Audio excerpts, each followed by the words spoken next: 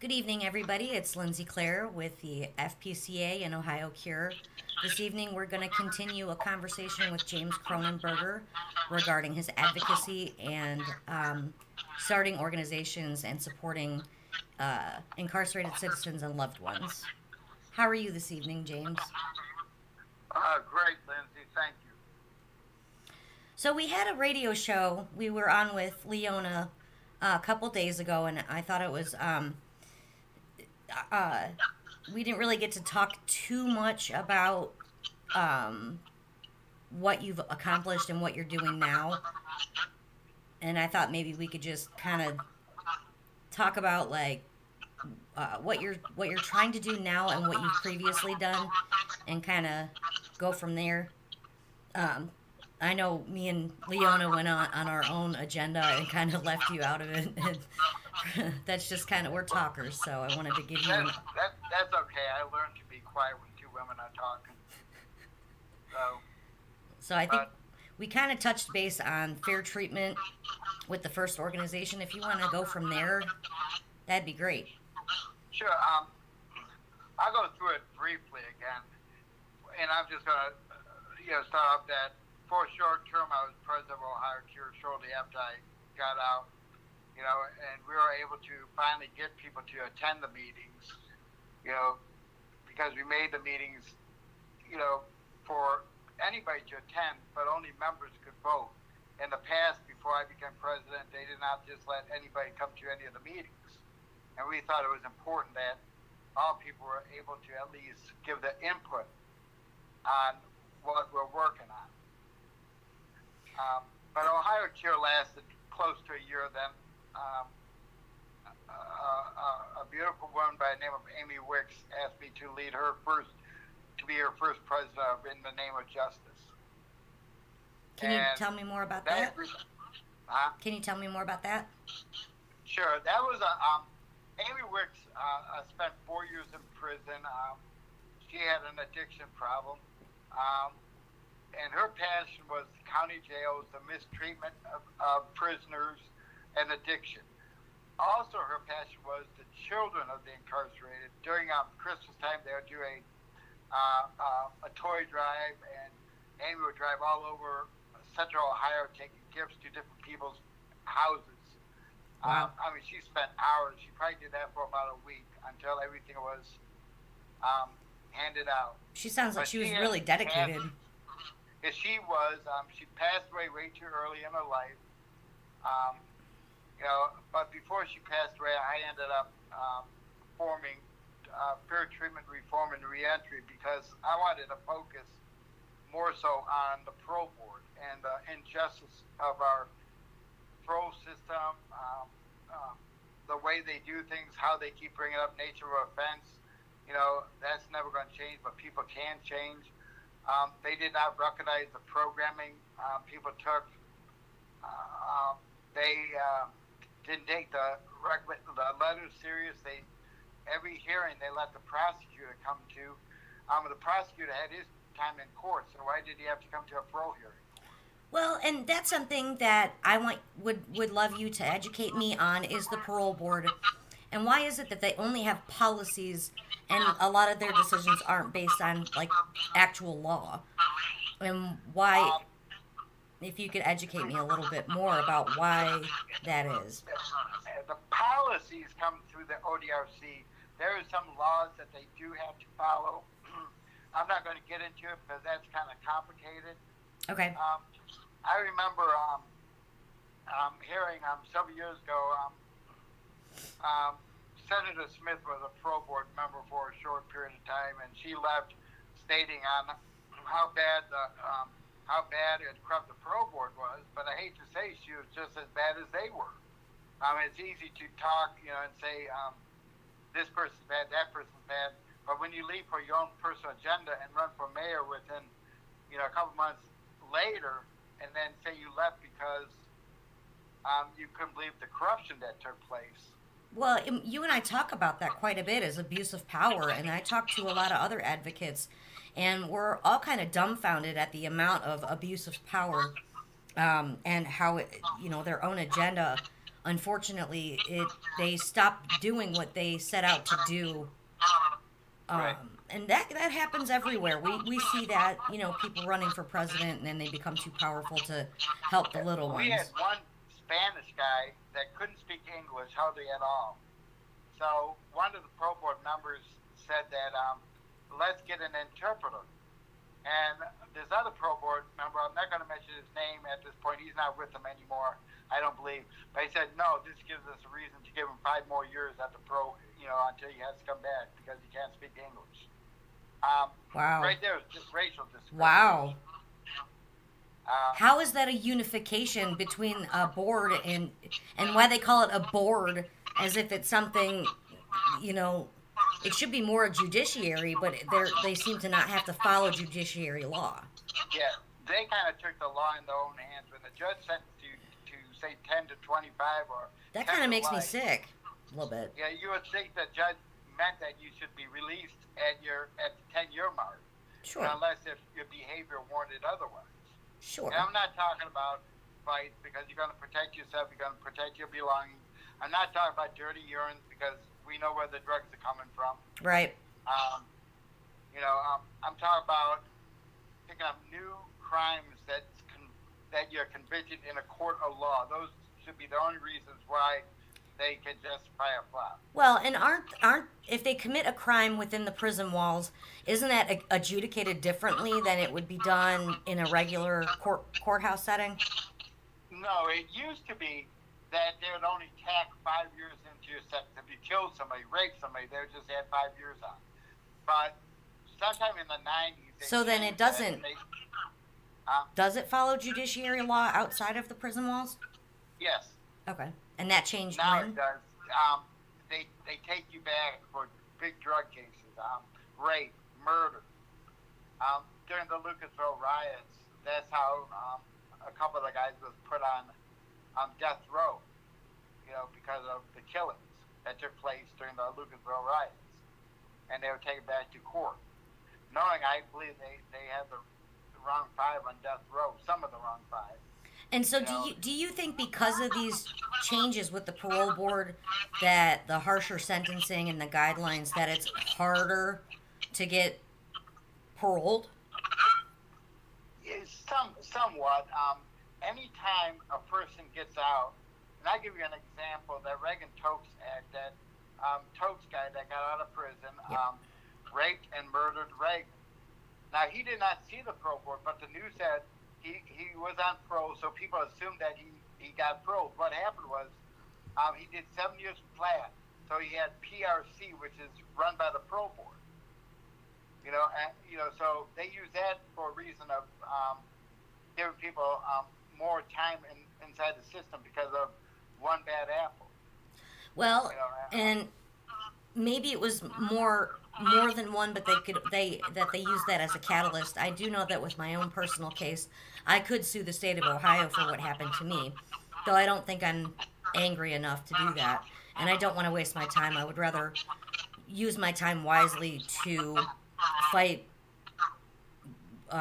the policies in the prison system in its own. That this person could have gotten treatment. He was a ward of the state. They could have given him rehabilitation. Quote unquote rehabilitation. Right. We were briefly touching the other day about the 2 different laws that Ohio has. Those sentenced before 1996, every single person had to see the parole board. They had to do 2/3 of their minimums before they see the parole board. That was under the old law before July of 1996. And what's the new one? Yeah, those sentenced after July of 1996. Everyone got flat time, which means they were doing less time for the crime. I would have done 8 years, between 5 and 8 years under the new law. But the only ones that had the same sentences was murder and some sex cases that involved minors that would get a life sentence.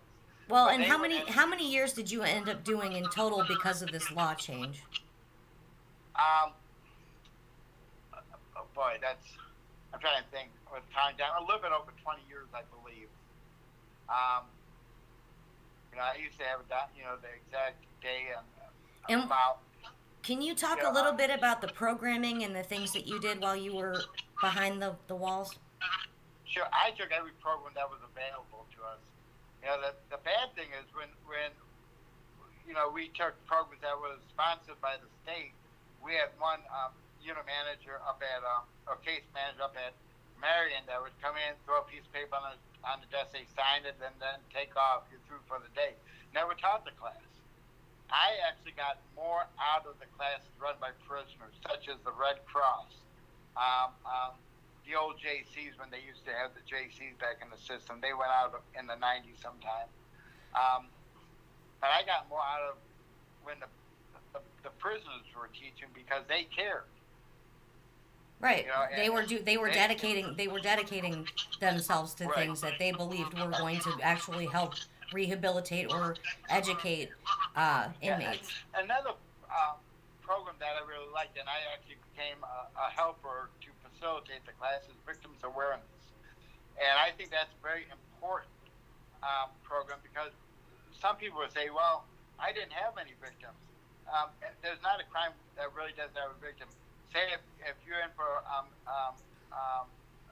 drug abuse, you're a victim, your family's a victim, people you can come in contact with are victims, because the people that love you, you can't spend time with them, you're stealing from them, and I don't mean to cut you off, but the state is always the victim. Right. Okay. Because that's one thing we were taught, that there's no such thing as a victimless crime. Some crimes are worse than others. We all understand that. But through the Victims Awareness Program, you learned how your behavior affected the other person. You were to write a letter asking for forgiveness. And I didn't know who my victim was, so I just wrote a letter, and I said, well, I probably would have to go to several different people that I don't even know who they are, to be honest. And I really don't. Sure. Well, and they didn't give you access to that information. Of course, protocol, they wouldn't.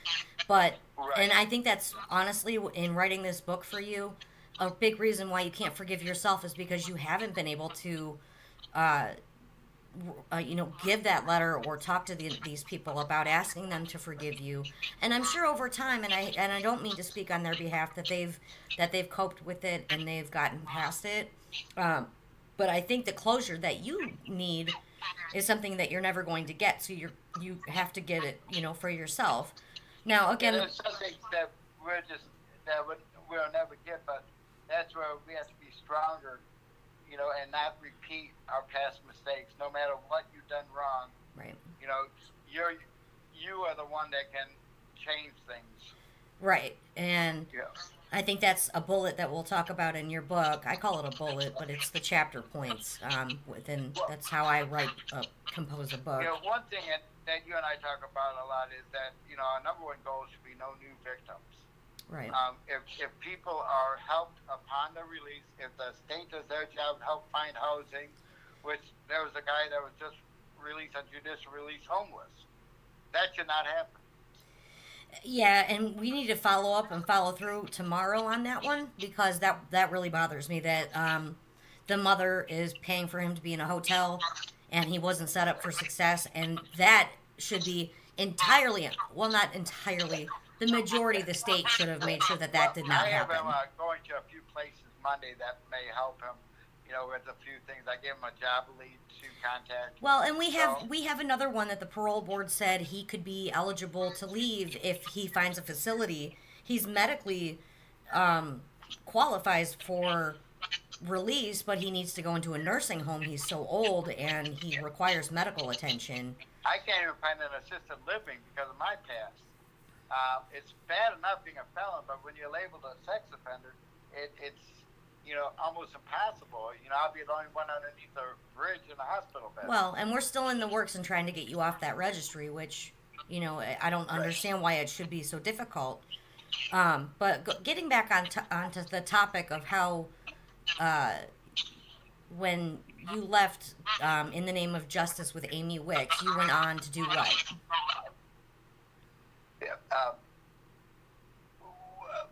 I wanted to, me and Amy talked, because she was more geared towards the county jail addictions and that, which Yeah, get I to did the care lower about level addictions. and get to that source.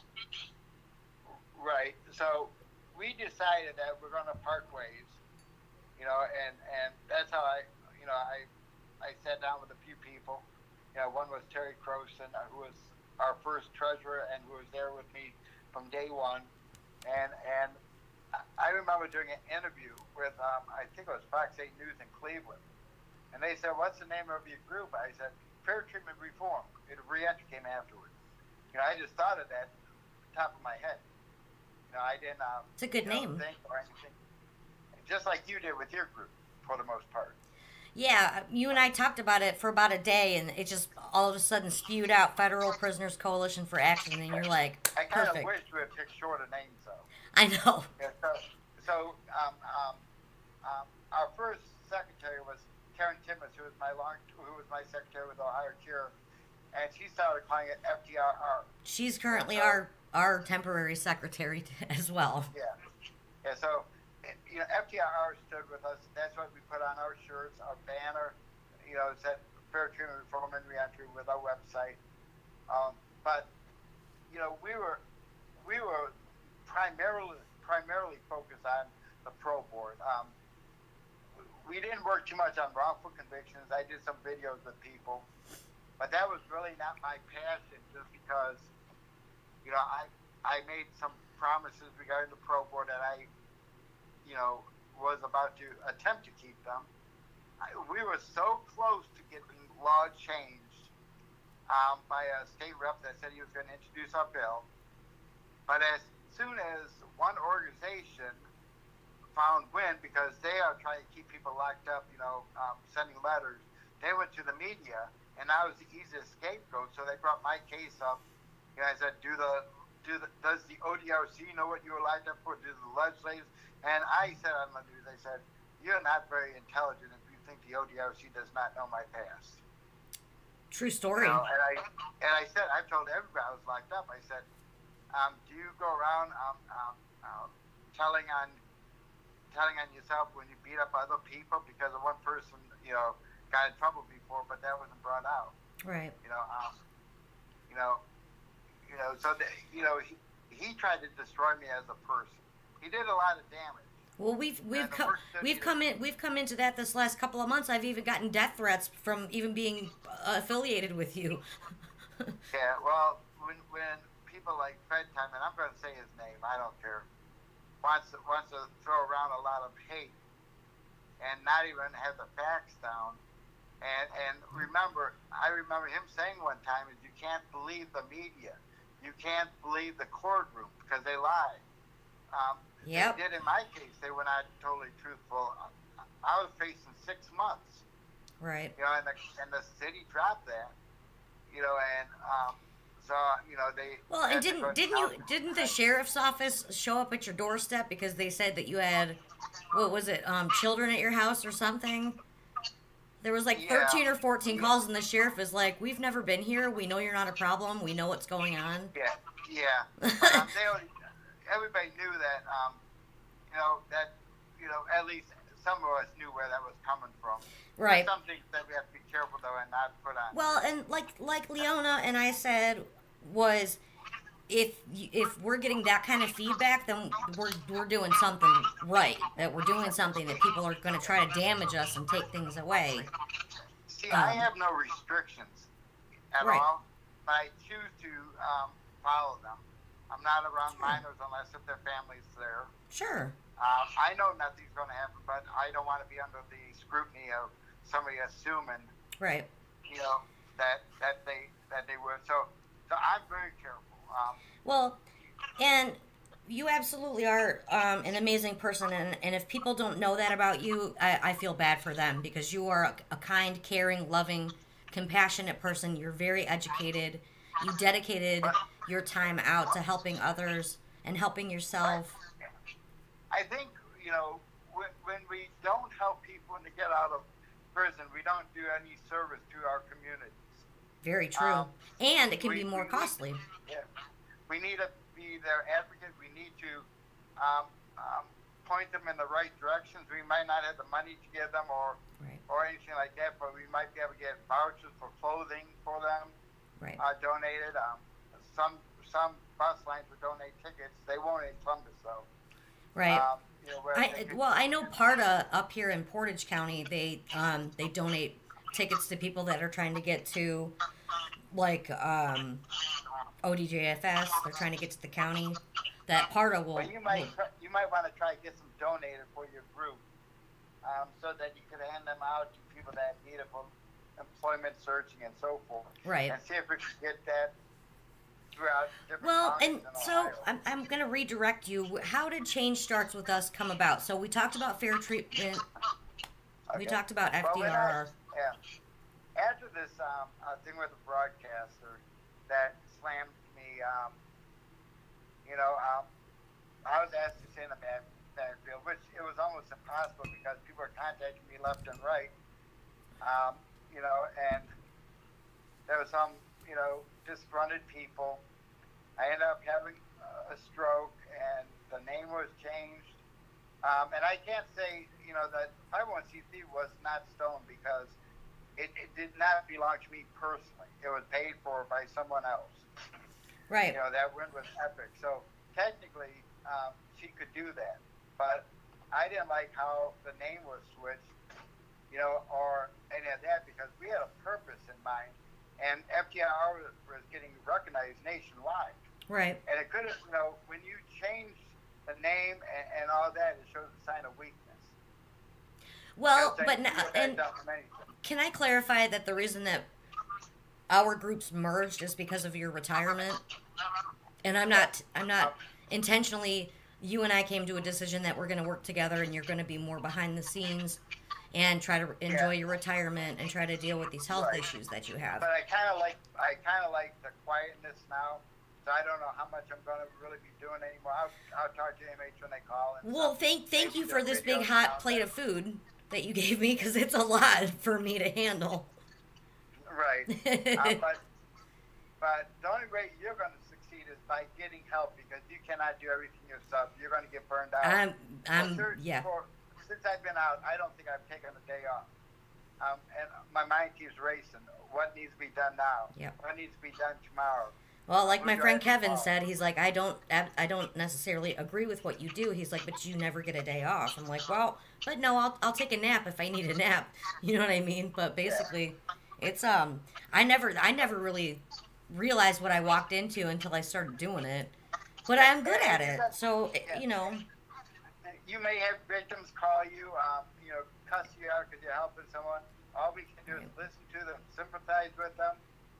The majority of my job is peer support and talking to the prisoners, talking to other advocates, gaining resources.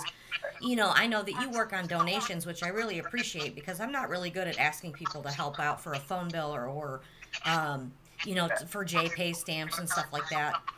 So. Yeah, but you can't afford to pay for everything yourself. You're going to need to get, some people that. I know I can't afford it. It's impacting my finances. If you get people to commit to $5 a month, $10 a month, $20 a month, and have the money constantly coming in, right? You'll be able to get your 501c3.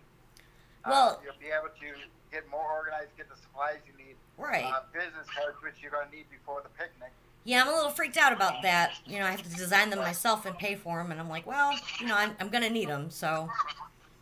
Yeah, just do a Google search on business cards. Some places are cheaper than others. There's one thing that I can pick up on you is you always change topics. So how did Change Starts With Us come about?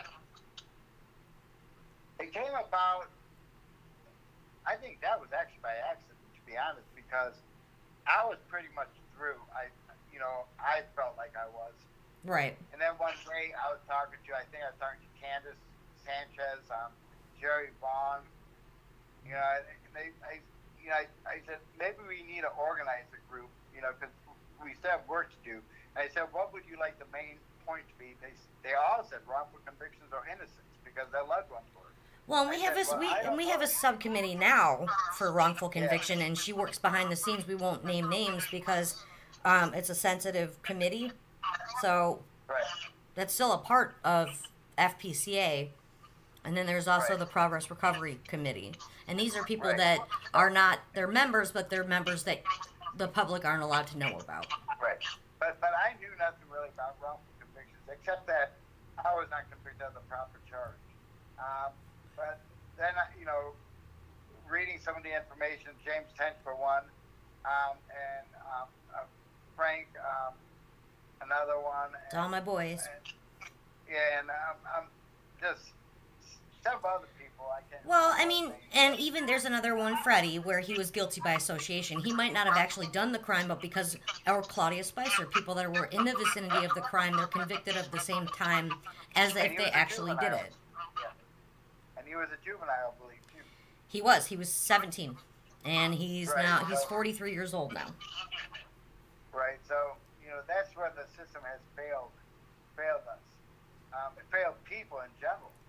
Well, how can you say that two people shot the gun and then all of a sudden you got two people doing a life sentence in prison?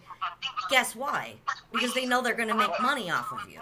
Well, when you go through the juvenile system in Ohio, we should really stop the pipeline from the juvenile system to the adult system. I could agree with you on that. If you could stop, the cycle, then you really have part of the battle won.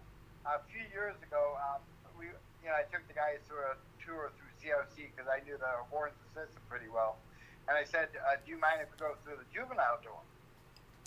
He said no, but you have to be careful. You can't, none of us can talk to the juveniles or anything like that. Right. We walk in there. These kids look like they're 12, 13, 14 years old.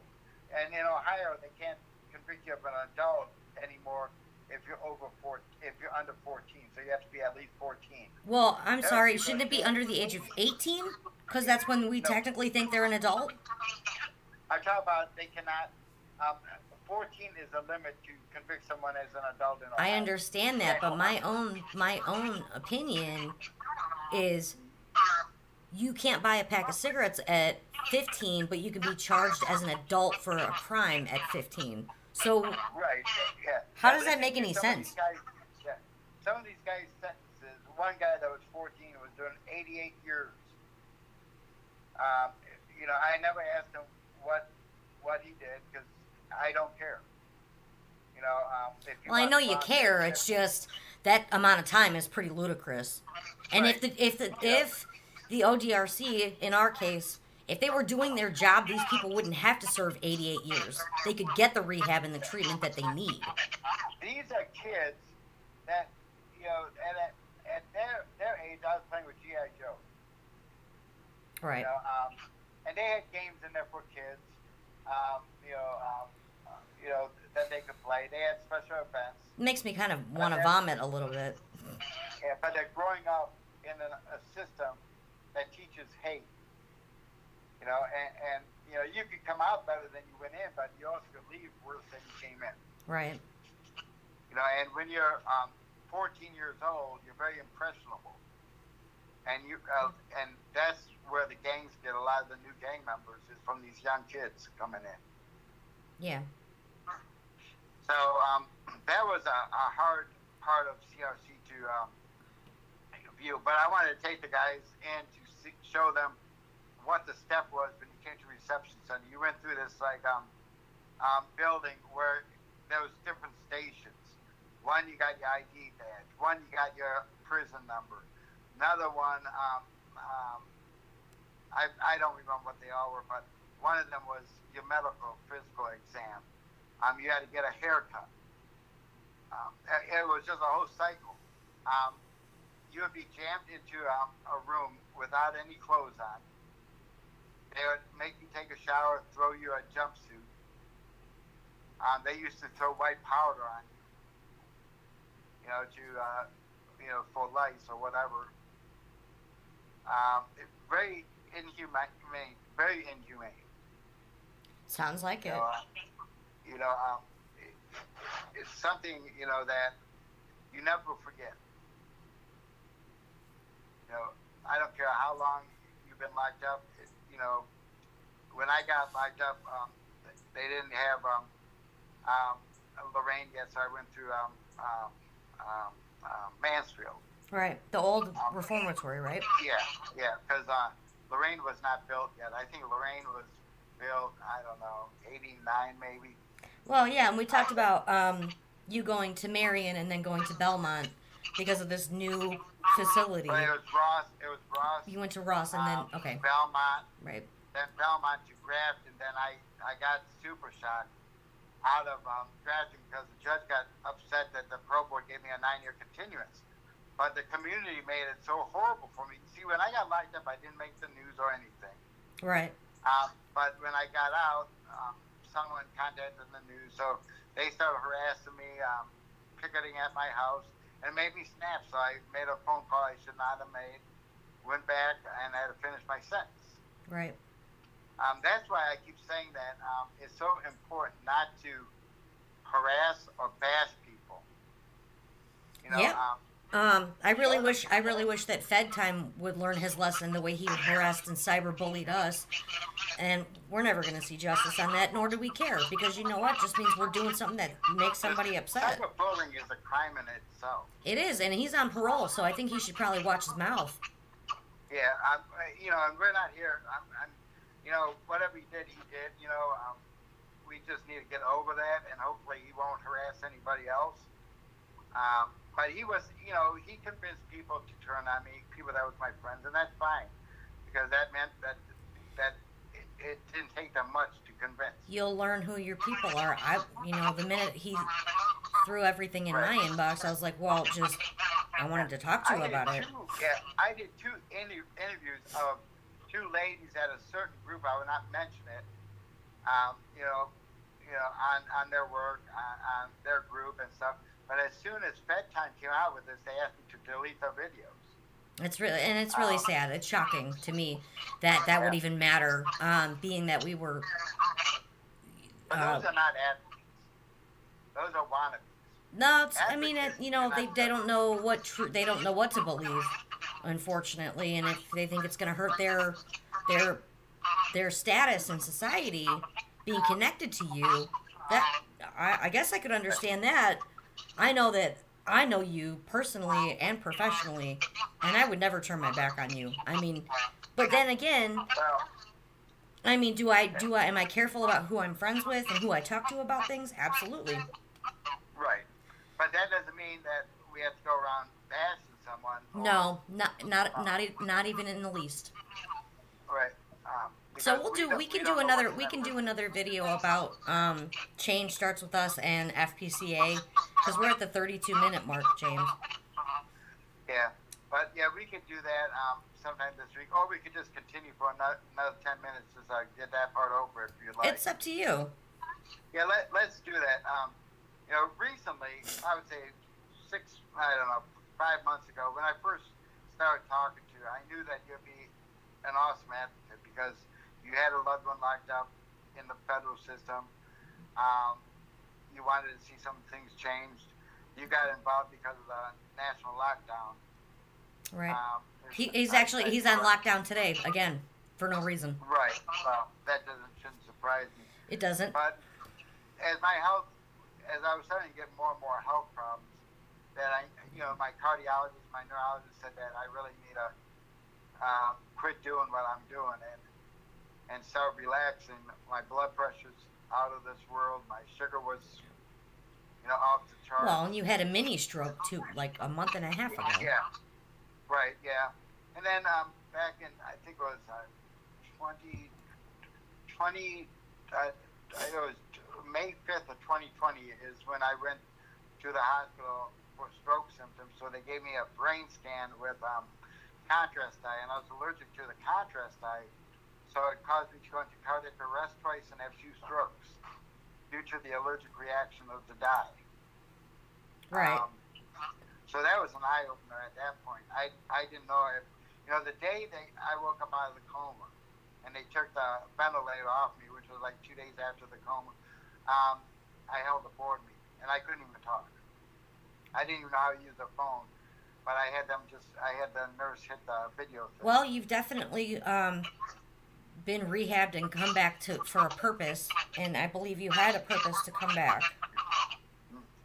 But that was an eye opener. The day I got out of the hospital, we came back to my house, and I kind of fibbed. I told them, yeah, I could walk good enough to get in the house.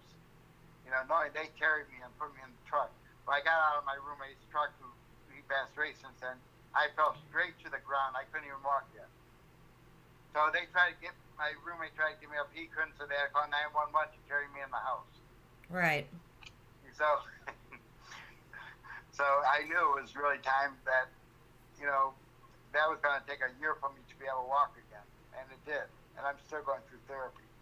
So, and daily we check your sugar, make sure you're eating, and when you're having symptoms, you know, I'm your first responder. I have to snitch on you when I know you're not feeling well, and I call your nurse. Right, and my nurse, my medical staff, like you, you know, so. Well, it's important in order for your legacy and your message to continue, for me to be there as much as I can, personally and professionally, because we both have one goal. We have multiple goals, but when one thing is accomplished, another situation will come in place. It sure does.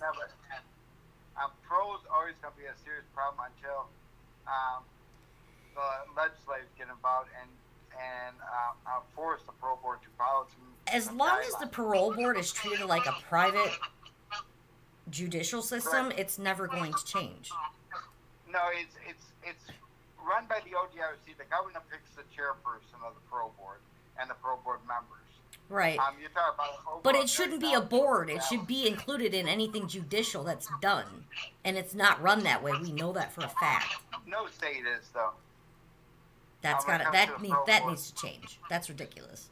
Right. I suggested several years ago to do away with the parole board, have a unit manager, a case manager, and maybe a CO that knows the individual. Sure. Do the hearing. And now you might get some that just don't like the person. Right. But I think you'll get more people released that way. Well, and the next time we do a video, we can talk about the bill proposal that Beverly's working on.